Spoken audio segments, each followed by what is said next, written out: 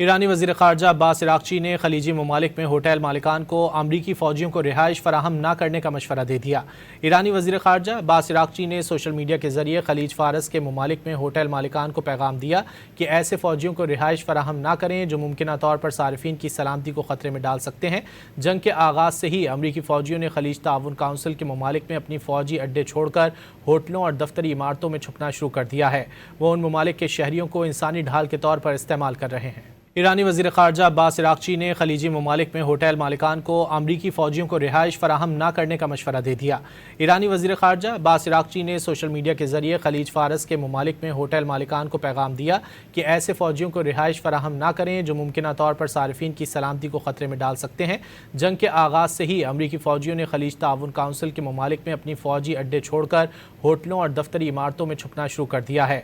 वो उन ममालिक के शहरियों को इंसानी ढाल के तौर पर इस्तेमाल कर रहे हैं। ईरानी वज़ीर ख़ारजा अब्बास इराक़ची ने खलीजी ममालिक में होटल मालिकान को अमरीकी फ़ौजियों को रिहाइश फ़राहम न करने का मशवरा दे दिया। ईरानी वज़ीर ख़ारजा अब्बास इराक़ची ने सोशल मीडिया के ज़रिए खलीज फ़ारस के ममालिक में होटल मालिकान को पैगाम दिया कि ऐसे फ़ौजियों को रिहाइश फ़राहम न करें जो मुमकिना तौर पर सारिफीन की सलामती को ख़तरे में डाल सकते हैं। जंग के आगाज़ से ही अमरीकी फ़ौजियों ने खलीज ताउन काउंसिल के ममालिक में अपनी फ़ौजी अड्डे छोड़कर होटलों और दफ्तरी इमारतों में छुपना शुरू कर दिया है। वो उन ममालिक के शहरियों को इंसानी ढाल के तौर पर इस्तेमाल कर रहे हैं।